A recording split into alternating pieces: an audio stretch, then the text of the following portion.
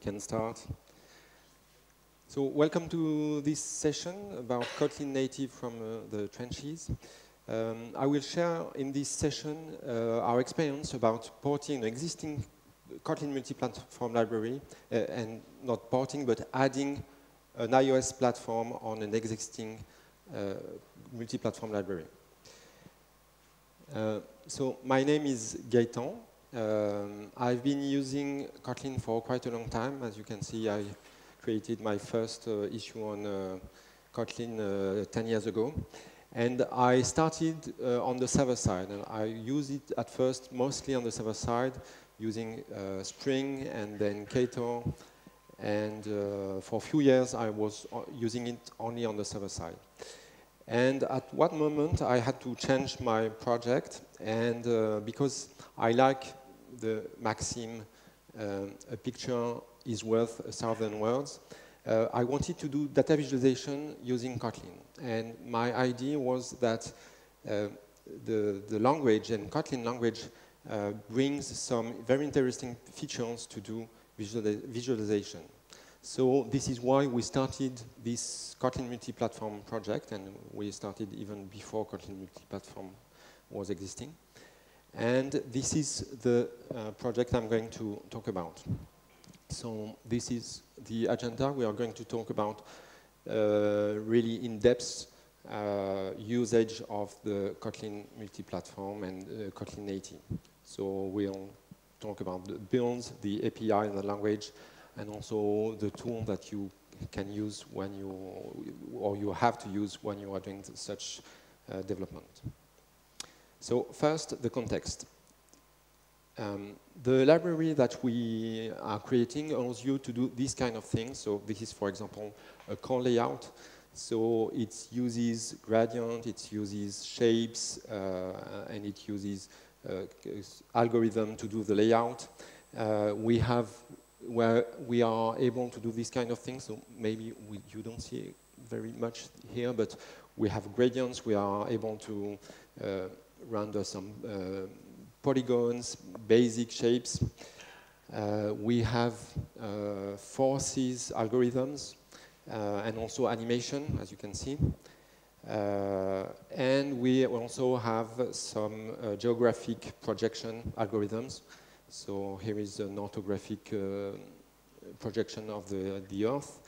And before the current project, it was usable on Android, JavaFX, and JS. And the idea behind that was we started from D3.js. So D3.js, it's a very known library on the JavaScript side. And this is the kind of code that you have using D3.js.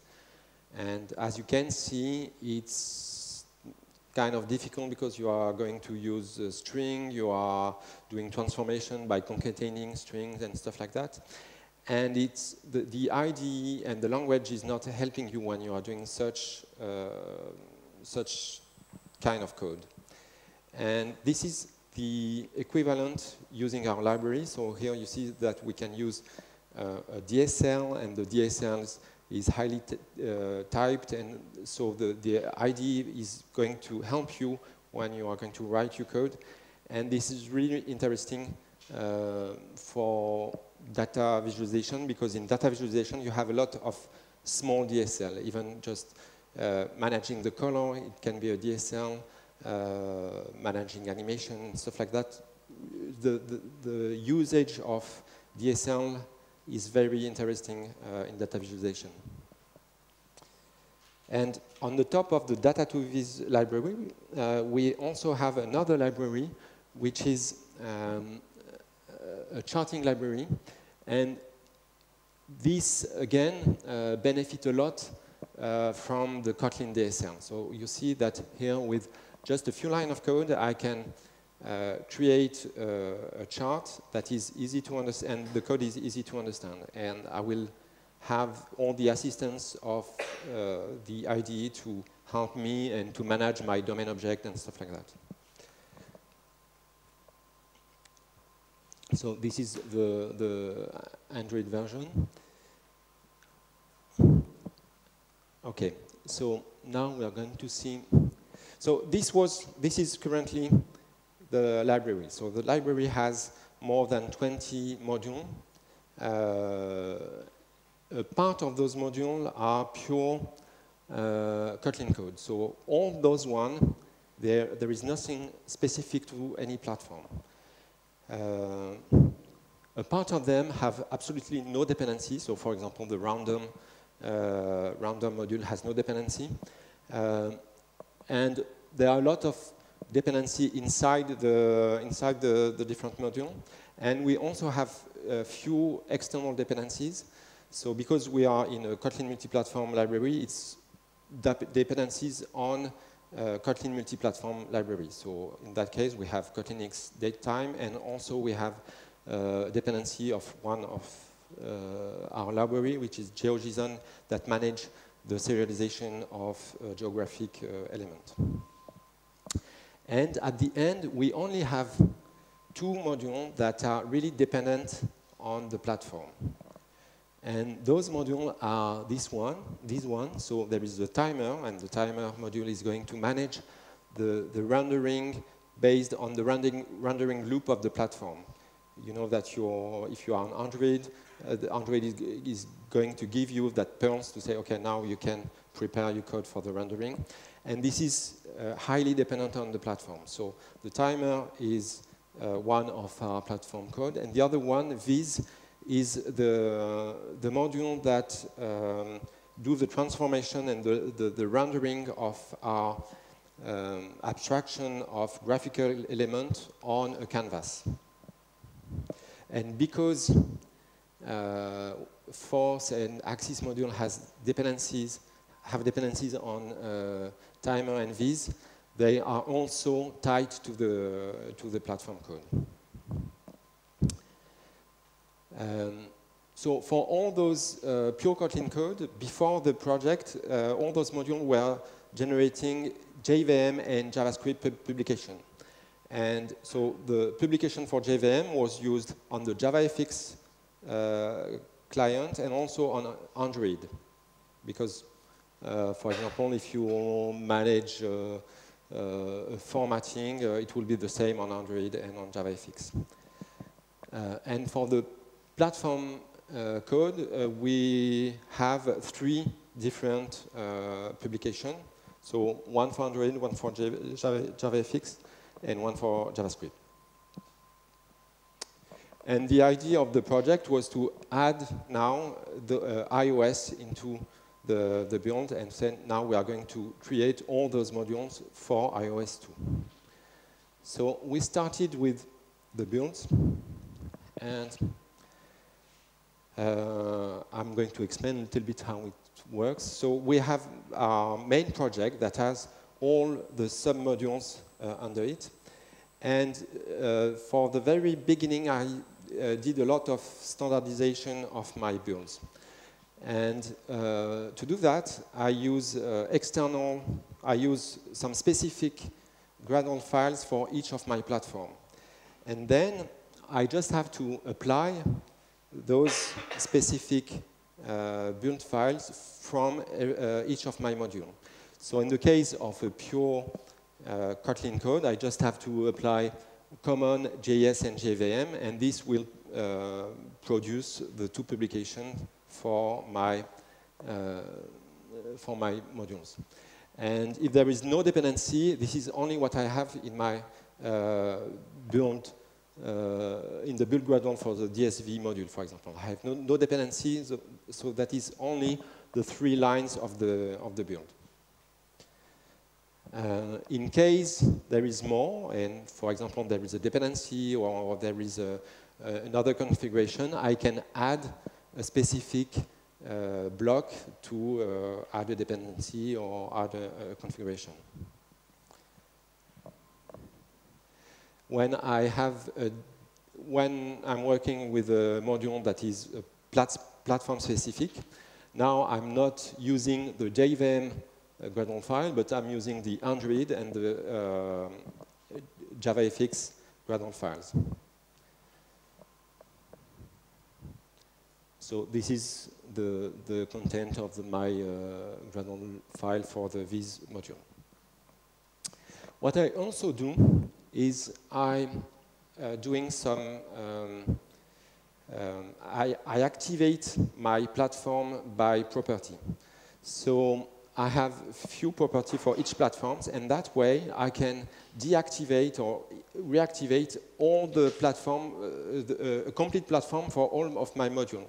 So for example, if I'm just working on Android and I don't want to have the cost of maybe JS compilation and stuff like that, I will just activate the Android one, and I work on it, and I have a really fast development loop. So inside my, for example, here for Android, inside my Android Gradle file, I do the check of the property, and I do the configuration of, and I apply also the needed plugins, Gradle plugins, after having checked the property. So, in fact, adding iOS into the project was just adding this MPP iOS Gradle file. And it was, I mean, really easy. I mean, I just had to take the default configuration, and that was it. And after, I just had to reference it in my different module, and it was working out of the box. So no problem on that. Then on the API and the language. So what was the goal here? So the idea here was to say, first I have to do the implementation for my specific module. So for my timer module and my visualization module, I have to do the implementation and to bind my code on the API of iOS. And the second part was I need to provide a library. So how this library is going to be used inside KMM project, inside iOS application. So on the code, globally, the interoperability, I found it quite easy. There are some strange things, like this one, for example. So here, you have a string which is a Kotlin string. So my text content is a Kotlin string. But I want to access functions that are only available on the string inside iOS. And iOS has this method, for example, which is size with attributes, and which gives you the size, the bounding box of a text. So you are able to measure the size of the text. And this method is available on the NS string. And to do that, you have to cast your Kotlin string into an NS string, and you have to not trust what the IDE says to you, because it says it will never succeed. Yes, it will succeed. And if you do that, then you have an NS string, and you can access the correct method of NS string. You also have this kind of code, which is for the interoperability. So here, for example, we are the result of the size with attribute is a C value of a core graphic size, but it's a struct in Objective-C, and you cannot access directly this struct. So you have this function which is use content, and then in the lambda of use content, you can access the property. So you sometimes have this kind of boilerplate code to do the interoperability between Kotlin and the Objective-C library. But I didn't face really big issue on that part.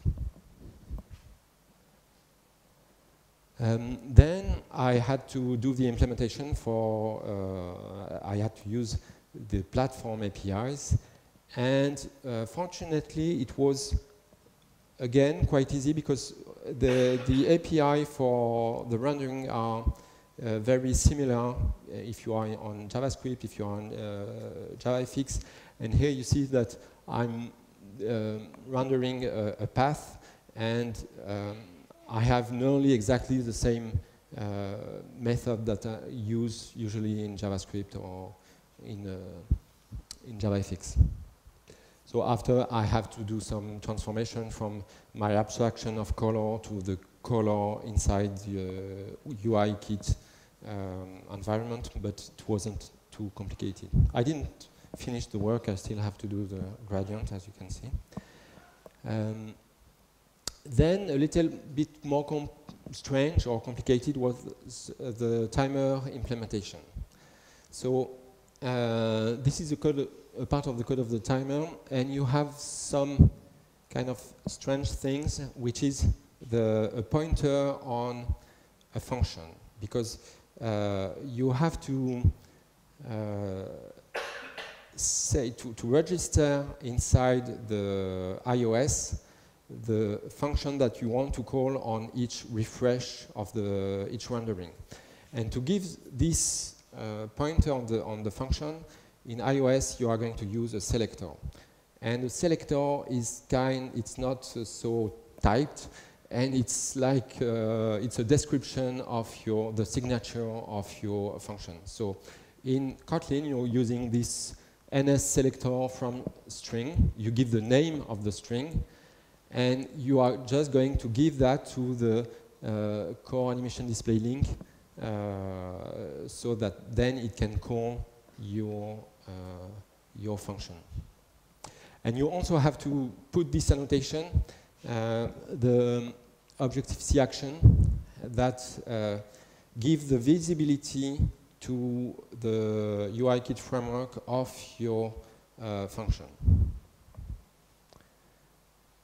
So it was a little bit complicated, but not so complicated. Then some more interesting stuff. So that is the implementation that I have in Android to bind my visualization inside Android. So I use a UI view, and I just do the overriding of the on-site change and the on-draw functions to be able to be notified of the change of the size of my view, and also to start the real rendering of my visualization. And so I have an implementation of my view, which is an Android vContainer view, and I implement my interface vContainer that allows to integrate my visualization inside this view. So first, I thought that I was going to do exactly the same thing on iOS. And on iOS, you have this UI view, and with equivalent methods, and so this is what I plan to do. But it didn't work. It didn't work because Objective-C also has this notion of extension function. And the extension function I use a lot in Objective-C is sometimes just to group some methods together, just for, I don't know, how can I say, just for presentation, or to say, okay, these methods are working together, I put them in their own file. And when Kotlin is going to use those functions, Kotlin is going to translate it also into extension function. So that means that when you are using this function, you can only call them, but you cannot override them. So if you try to do that, the container is complaining and is saying you're overriding nothing, and it doesn't work. So for this problem, I had to use the C interrupts task, and this is a task that you can add on your Gradle build. And here, for example, I gave the name UIKit. So from the name of UIKit, it creates the task is going to look for a UIKit dev file, and in this file you can add some Objective-C code that is going to be analyzed by the Kotlin compilation before compiling your Kotlin code. So with that, I have now a UI view with overrides protocol, because the protocol is the equivalent of interface of Kotlin. It's not exactly the same, but its node is the same. And now I can implement this interface, and the compiler is no more complaining on that.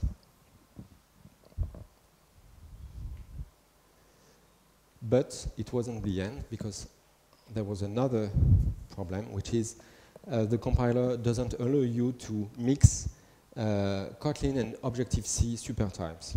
So you have to work on Objective-C or Kotlin, but you cannot mix the two of them.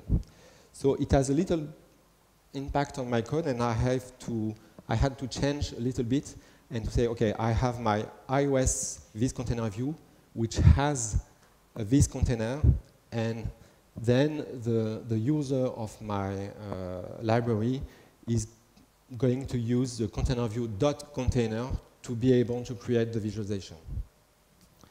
So it has a little bit of impact, but it's not terrible. Okay, so that was about the code. So now let's talk a little bit about the dependencies and the packaging.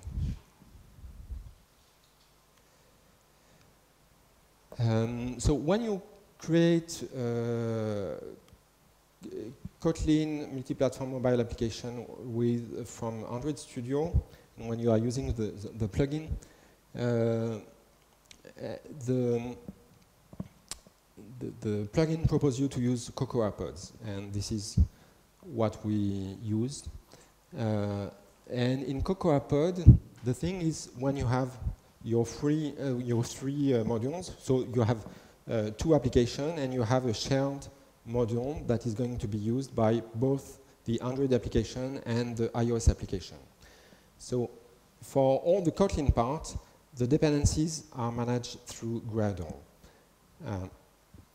And for the dependency between iOS and the shared module, here we are going to use Cocoa Pod. So Cocoa Pod works like this. It uses 2 files. One file which is named a pod spec, which is a definition of your library. So here you have the name, you have the version of it, and you have also the version of the platform on which it can be deployed, and also the type of libraries it is, so that it can be integrated into the iOS application. And the pod file on the application part is just a link on this pod spec file. What is interesting is that Kotlin provides you a plugin, which is the native Cocoa Pods, and that gives you a DSL to manage the property of your Cocoa Pod from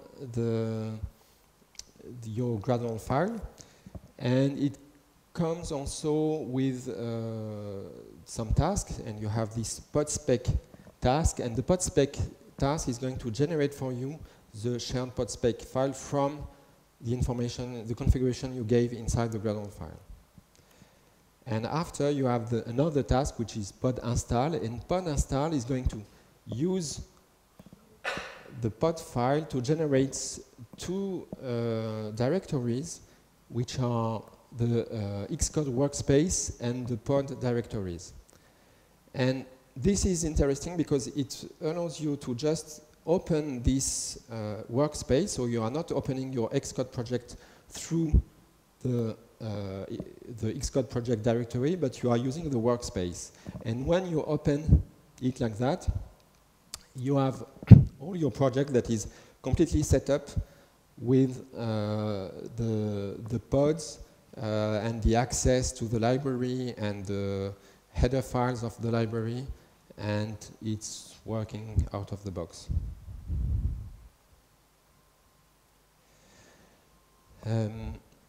And so this was for the module of the application, and then the dependency from your shared, from the shared module to my library is managed by Gradle.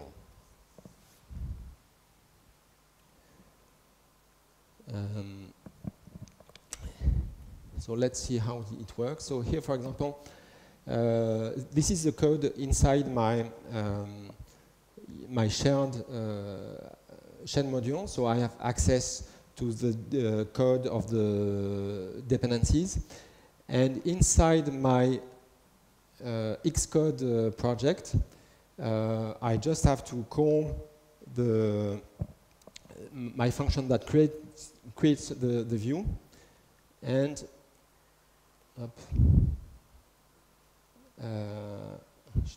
should launch it. And you see that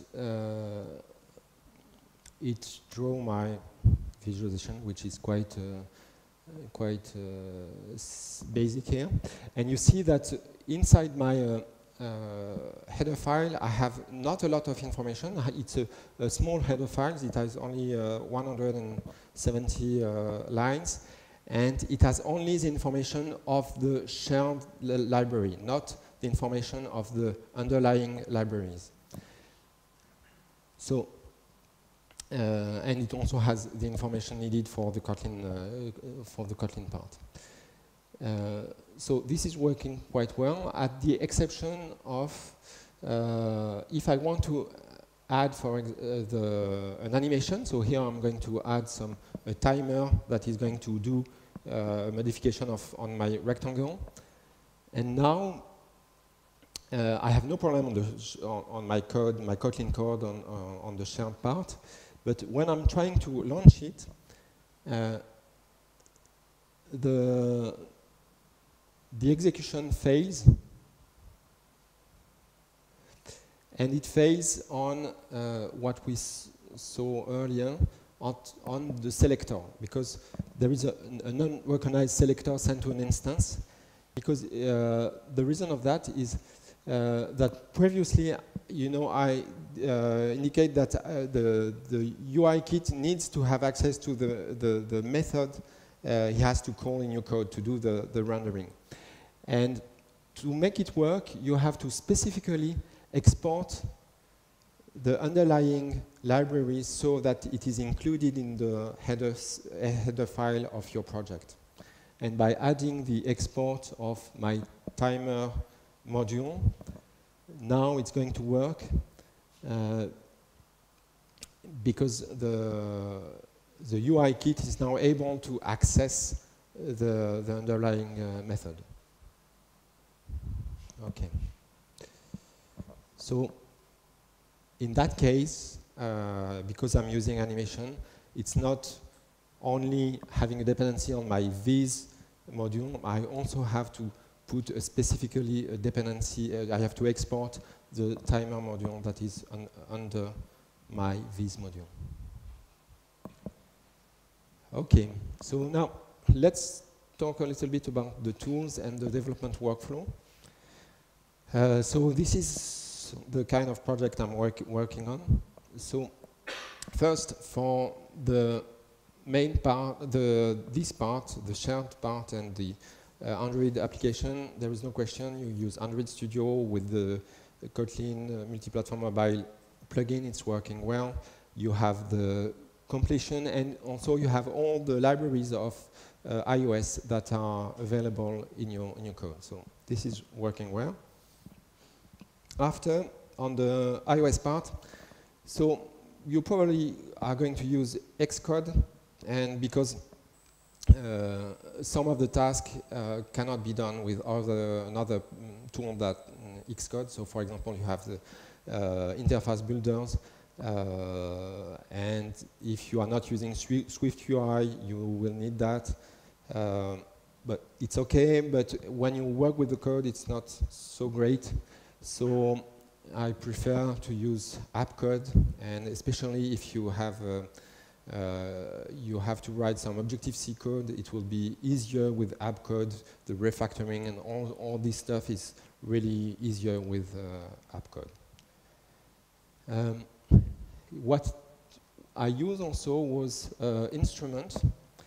So this is to do the profiling of the code. So here, for example, I run an application on my old iOS 6, and I launch it from Xcode, but Xcode only gives me the information about the CPU used.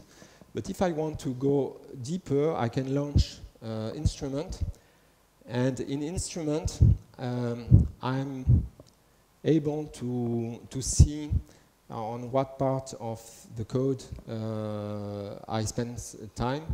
And in that case, I can see that I spend, I think, yes, 20% of the time transforming my abstract color version, my color abstraction into a UIKit color.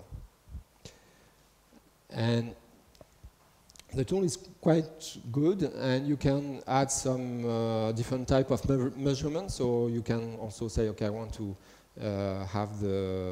measure the FPS of my current visualization, and you can see that I have the same result on that one and the one I was computing myself.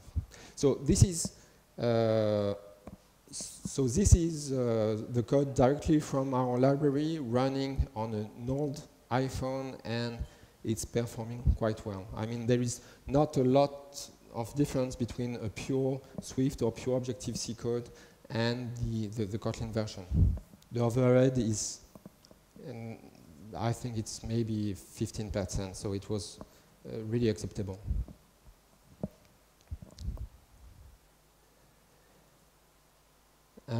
And then the problem came on that part, because my project is a multi-platform project, but with not mobile platform. And so for the JS part and JavaFX part, I wanted to use IntelliJ. But on IntelliJ, you don't have the plugin, KMM plugin. And at the end, you code without any assistance. You have all your project that is red, and it's not really easy to write code. So what is the workflow I used to work on that project? I use different type of project depending on what I'm doing. So first, I have a project that is a pure iOS project, and this project is using Swift and Objective-C, and it's targeting iOS 13, so I can do some verification on older version of iOS. And the idea of that is that I can explore the APIs before working on the Kotlin part, and I can have a really fast feedback loop. So I can just write some code, run, and it's very efficient. And I also can deploy on my old iPhone to do some performance checks and validate my choice. Then I have another project which uses Kotlin and Kotlin multi-platform, but this is to validate now the Kotlin version of it. So it's again a small project, and the idea is again to have a quite fast feedback without all my project. And then in this part, I'm really going to write the code of my library. And at the end, I just move my code to the Kotlin project, my global project.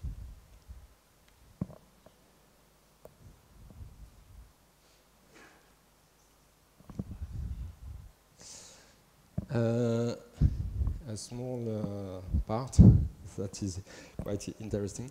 3 weeks ago, I was able to change my computer, and I had this old. I try to keep my computer as long as I can, because for ecological reason. but it was starting to be really old, and I changed it to the new M1 version. And it's really interesting because, so here is the difference of compilation time. And you see that the last version is really more performant. So you have a little bit of work to do the installation because not every part of your tools is working on the new version of the CPU. But for example, even if for some part, I have to use an old JDK because I still have some code that is running on a Java 8 JDK for JavaFX. And for that JDK, I'm using Rosetta, so it's not, Oracle didn't release a version of Oracle JDK 8 for the new, for the Silicon CPU. So it's using the dynamic binary translator, which is named Rosetta, and even with that, it's still more performant than my previous computer. And when you do the compilation in parallel, it's really fast. I mean, and this is for, I work a lot with Maven Local, so when I work on the library, I push on Maven Local, and then I can use my library from my other project. And most of the time, you are not going to change every module. You are going to change only one module. And so you are not going to spend 28 seconds, but maybe 2 seconds to push the new version of the library. So having these separated modules and pushing them on my Maven Local is really efficient to work. And the difference is here. So this is during a gradual build. So on the left, you see that the CPU is going up to 100 degrees Celsius degrees. And also that the fans are at their maximum. And on the right, you see that the fan don't even start. So it's really, really efficient.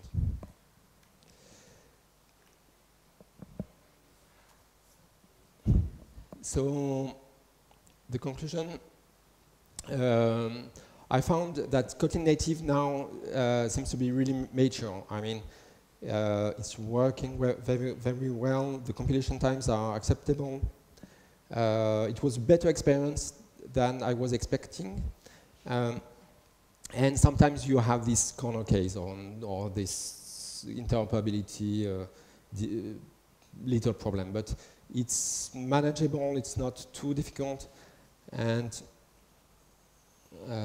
it's okay. The runtime performance seems to be really good, and the problem now is more on the tooling. I mean, JetBrains is working on that now, and we hope that when Kotlin multi-platform will be, and mobile multi-platform will be official, all those problems will be behind us. And you should get the latest MacBook for your Senti. And so this is now we were able to port the charting library.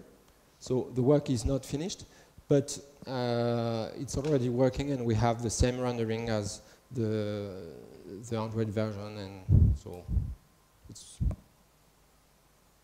it's working, and we were pleased to do that, in not so complicated way.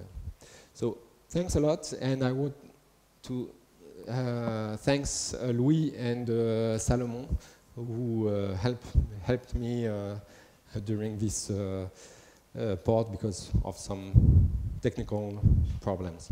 So thanks a lot, and if you have questions, you're welcome.